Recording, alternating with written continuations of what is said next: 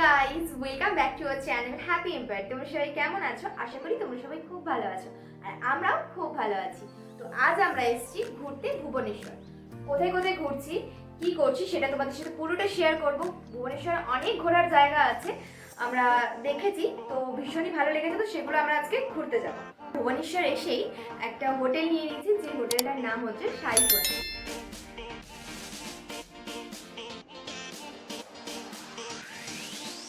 এটা হচ্ছে স্টেশন থেকে 100 মিটারের মধ্যেই। এই হচ্ছে হোটেলের ফ্রন্ট সাইডটা। এটাই হচ্ছে সেই হোটেলটা যার নাম সাই স্বস্তি। এই হোটেলটা ছিল স্টেশন থেকে অটো করে মাত্র 5 মিনিট। তো এই হোটেলের সামনে দিয়েই একটা রাস্তা গেছে, সেই রাস্তাটা দিয়ে গেলেই কিছুটা হেঁটেই পড়বে মেন রোড। তো আমরা এখন যাচ্ছি মেন রোডের দিকে, কিছু খাওয়া দাওয়া করে নেব, দেন তারপরে আমরা ডিসাইড করব কোথায় যাব। তো আমরা এখন চলে এসেছি মেন রোডে। তো মেন রোডে এখানে এসেই দেখলাম এখানে দই বড়া বিক্রি হচ্ছিল। তো অনেকদিন দই বড়াও খাওয়া হয়নি, তো সেই জন্য আমরা সবাই মিলে দই বড়া কিনে নিলাম। আর এই যে এখনও এখানে দই বড়াও নিয়ে চলে এসেছে। তো দই বড়াটা ও ফার্স্ট খেয়ে ট্রাই করলো, তারপর আমি খেলাম। তো মোটামুটি বেশ ভালোই ছিল। তো খাওয়া দাওয়া শেষ করে এখন আমরা এখানে কথাবার্তা বলছি অটোর সাথে, বার্গেনিং করে নিচ্ছি কোথায় যাব, কত রেট পড়বে, তো সেগুলোই। তো চলো, আমরা এখন অটো বুক করে বেরিয়ে পড়েছি ভুবনেশ্বর ঘুরতে। দেখো এখানে ভুবনেশ্বরের রাস্তাঘাট কত ক্লিন, ভীষণ সুন্দর লাগছিল দেখতে। তো আমরা এখন এখানে জ্যামে আটকে পড়েছি। এটা হচ্ছে ভুবনেশ্বরের বিধানসভা, আর এখানে দেখো তিরঙ্গা পতাকাটা কত সুন্দর উঠছে, সামনে থেকে দেখতে আরও বেশি ভালো লাগছিল। তো আমরা এখন এই জ্যাম কাটিয়ে এখান থেকে আমরা ডিরেক্ট যাব নন্দনকানন। তো দেখো এখন আমরা চলেও এসেছি নন্দনকানন, আর আমরা কোথায় কোথায় ঘুরবো, কী করবো, পুরোটাই তোমাদের সাথে শেয়ার করব। তোমরা পুরো ভিডিওটা স্কিপ না করে দেখতে থাকো।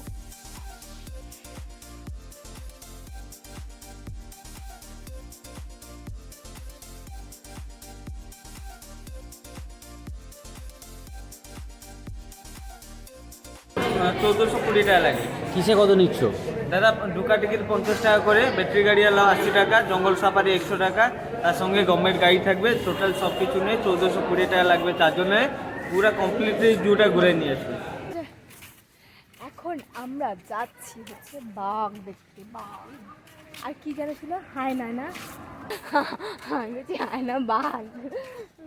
ও আচ্ছা, তাহলে তাহলে আমি ভুল ভাই জানি। ওইগুলোতে আমিও চাপবো। ওখানে যাওয়ার তোমার বয়স আছে? এটা আমাদের নয় না, ওখানে চিলড্রেন পার্ক লেখা ছিল, চলো তোমাকে ওখানে গিয়ে দিয়ে আসছি আমি। না ওটাতে আমার ইচ্ছা করছে, ওটাতে চাপ। আমাকে কি লাগছে নাকি, তাই আমিও তো ছোট,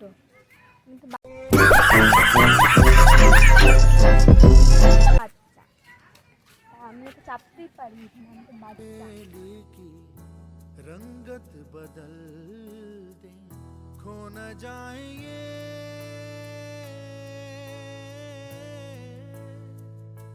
तारे ज़मीं पर। কেউ বলবে না তোমাকে বাচ্চা, বুড়ি হয়ে গেছো। ওই বুড়ি, আমি বুড়ি। বলো এরা বুড়ি কিনা বলো।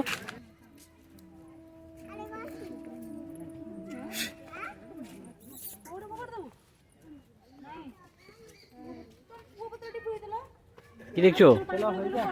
এই তো স্লথ বিয়ার আমার মতো ল্যাব খাচ্ছে।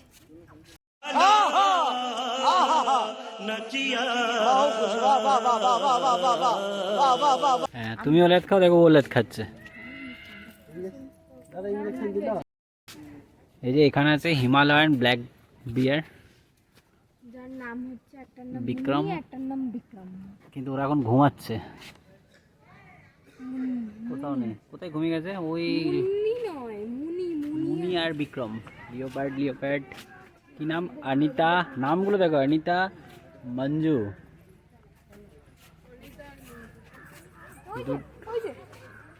ঘুমন তো, সকালবেলাতে ঘুমিয়ে গেছে, জানে না পিউ আসবে। এই ওরে পিউ এসছে। পিওরই বংশধর বলে, আমারই বংশ। এই ওর পিউ এসছে।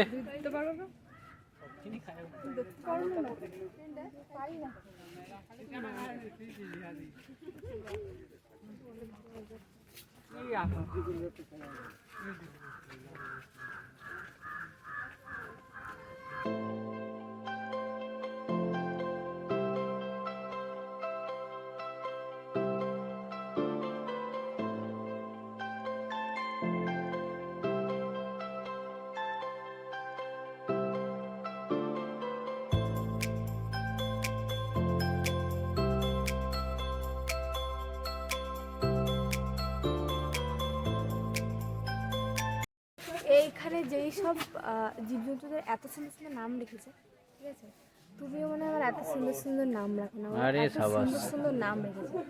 কি নাম এটা? কার নাম সাহিল, কার নাম কবির, কার নাম শ্রাবণী, কত সুন্দর সুন্দর নাম। এটা কি আছে? শ্রাবণী কার নাম?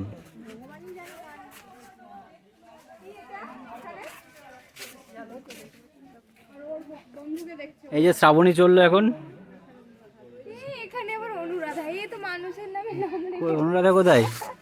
এই কখন দেখবে আবার অলি বেরিয়ে গেছে, কখন দেখবে প্রিয়াঙ্কা বেরিয়ে গেছে, কখন দেখবে এদের সব নাম। ওই যে অনুরাধা ওখানে ঘুমাচ্ছে।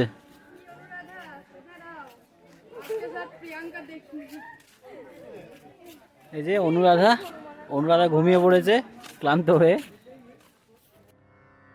পায়ে পড়ি বাঘ মামা, করোনা কোরাগ মামা, তুমি যে ঘরে কে তা জানতো, তুমি যে ঘরে কে তা জানতো, তুমি ঘরে ঘরে এ ঘরে তুমি যে কি বাঘ দেখতে হাঁপিয়ে গেলে নাকি? একদম পুরো হাঁপিয়ে গেছে। আর আমরা এখন বাঘ দেখে এসে কচ্ছপের তলায় বসে, কচ্ছপের পেটের মধ্যে আছি আমরা এখন। এটা কচ্ছপের পেট, কচ্ছপের পেটের নিচে বসে আছে। তাহলে আমি কি হলাম? কচ্ছপের বাচ্চা।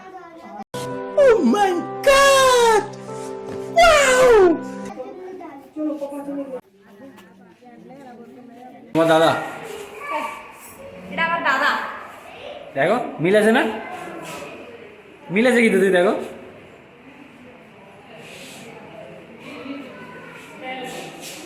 আমরা এখন নন্দনকানন ঘোরার পর এখন চলে এসেছি উদয়গিরি খণ্ডগিরি ভিজিট করার জন্য। তো আমরা প্রথমেই যাব খণ্ডগিরিতে। তো এই উদয়গিরি বা খণ্ডগিরি এই দুটোই ভীষণ উঁচুতে। তো আমরা ফার্স্ট এখান থেকে টিকিট কেটে নিলাম, টিকিট কেটে দেন তারপরে আমরা এই খণ্ডগিরিতে যাব, মানে খণ্ডগিরি পাহাড়ের ওপরে উঠবো। তো এই দেখো কতটা খাড়া রাস্তাটা, সবটাই ভালো ছিল কিন্তু আমাদের বেশি কষ্ট হয়েছে, কারণ বিশেষ করে আমার বেশি কষ্ট হয়েছে রোদে। আমি একদম মানে রোদের মধ্যে ঘুরতে পারি না, তো সেই জন্যই আমি কোনো রকম টুপি বা ছাতা এসব কিছু নিয়ে যাইনি। তো আমি একটু উঠেই মিডিলে আমি বসে পড়েছিলাম। তোমাদের দাদাভাই পুরো ওপর পর্যন্ত উঠেছিল। ওই ওপর থেকে এই ভুবনেশ্বর সিটিটাকে অনেকটা কভার করা যাচ্ছিল, আর যেখান থেকে এয়ারপোর্টটাও দেখা যাচ্ছিল। এত সুন্দর দেখতে উপর থেকে ভুবনেশ্বর সিটিটাকে। তো সেই ভিডিওটাও তোমাদের দাদাভাই ক্যাপচার করেছে। তো এখানে দেখো আমি বসে পড়েছি, আমার প্রচণ্ড কষ্ট হচ্ছিলো, আমার শ্বাস নিতেও কষ্ট হচ্ছিলো যে এতটা রোদে উপরে উঠে আমি আর কোথাও তেমনভাবে ভালো করে ঘুরতে পারিনি, কারণ এই পুরো ভর দুপুরবেলা এরকমভাবে ঘুরতে বেরিয়েছি। তো দেখো এখন আমরা এখানে কিছু রিলস আর ফটো তুলে নিয়েছি, আর তেমন কিছু ঘুরিনি। তারপরেই আমরা এখান থেকে নেমে আমরা উদয়গিরিতে চলে গিয়েছিলাম।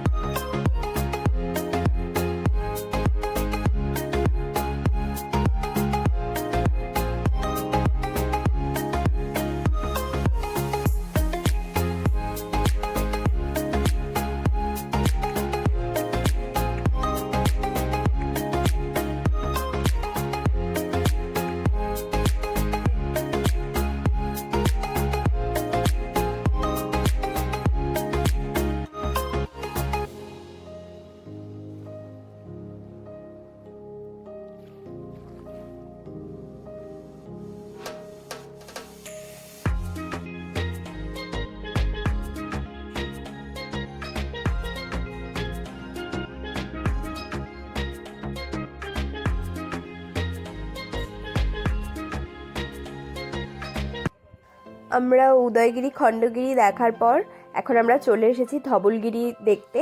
প্রথমে তো ভেবেছিলাম যে আর দেখতে পারবো না, কারণ যে আমাদের যে অটো ড্রাইভার দাদা ছিল উনি বলেছিলেন যে 5টার মধ্যে ধবলগিরি বন্ধ হয়ে যায়। তো আমাদের উদয়গিরি খণ্ডগিরি ঘুরতে অনেকটা লেট হয়ে গেছে, তো সেই জন্য আমরা এখানে অনেক সন্ধেবেলায় পৌঁছেছি।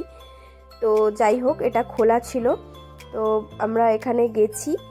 আর সন্ধে হয়ে যাওয়ার কারণে আমরা খুব ভালোভাবে ক্যামেরাতে ক্যাপচার করতে পারিনি সমস্তটা, তো যতটা পেরেছি তোমাদের সাথে ততটাই শেয়ার করছি। এখানেও ভীষণ শান্ত পরিবেশ, খুবই সুন্দর লেগেছে জায়গাটা, ভালোই ছিল। তো এটা দেখার পর আমরা এবার চলে এসেছি লিঙ্গরাজ মন্দিরে। তো এই মন্দিরে একদম স্ট্রিক্টলি ক্যামেরা অ্যালাউ ছিল না, তো সেই জন্য এই মন্দিরের ভেতরে আমরা কোনো রকম কোনো ভিডিও ক্যাপচার করতে পারিনি। তো সেই জন্য তোমাদেরকে এটা বাইরে থেকেই শেয়ার করলাম। আর দেখো, লিঙ্গরাজ মন্দির থেকে আমরা এখন চলে এসেছি ইস্কন মন্দিরে। এটা ভুবনেশ্বরে ইস্কন মন্দির। তো এর ভেতরটাও খুব সুন্দর, ভীষণ ভালো একটা পরিবেশ। আর এখানে আসলে অবশ্যই তোমাদেরও ভীষণ ভালো লাগবে। ভেতরে খুব সুন্দর নাম কীর্তন হচ্ছে, আর রাধাকৃষ্ণকে খুব সুন্দরভাবে সাজানো হয়েছে, ভীষণ সুন্দর লাগছিল। এখানেও ক্যামেরা অ্যালাউ ছিল না, তো আমাদেরকে প্রথমে বলা হয়েছিল ক্যামেরা অ্যালাউ আছে, কিন্তু ভেতরে যাওয়ার পর আরও একজন আমাদেরকে বললো যে এখানে ক্যামেরা অ্যালাউ নেই। তো আমরা প্রথমে এই যে এইটুকু ক্যাপচার করতে পেরেছি ততটুকুই তোমাদের সাথে শেয়ার করলাম। আমাদের তো এই জায়গাটায় এসে ভীষণই ভালো লেগেছে, তোমাদের কেমন লাগছে তোমরা অবশ্যই কমেন্ট করে জানাবে। আর তারপর আমরা এখানে চলে এসেছি, এটা হচ্ছে ভুবনেশ্বরের একটা রাম মন্দির। তো এখানেও ভিতরে ক্যামেরা অ্যালাউ ছিল না, তো বাইরে থেকে তোমাদের সাথে শেয়ার করছি। আর এটাই ছিল আমাদের লাস্ট ডেস্টিনেশন। এটা ঘোরার পরই আমরা হোটেলে ফিরে গিয়েছিলাম, আর তারপরের দিনই সকালে ছিল আমাদের ট্রেন। তো ভিডিওটা এই পর্যন্তই। তোমাদের কেমন লাগলো অবশ্যই কমেন্ট করে জানিও। দেখা হচ্ছে অন্যদিন অন্য ব্লগে।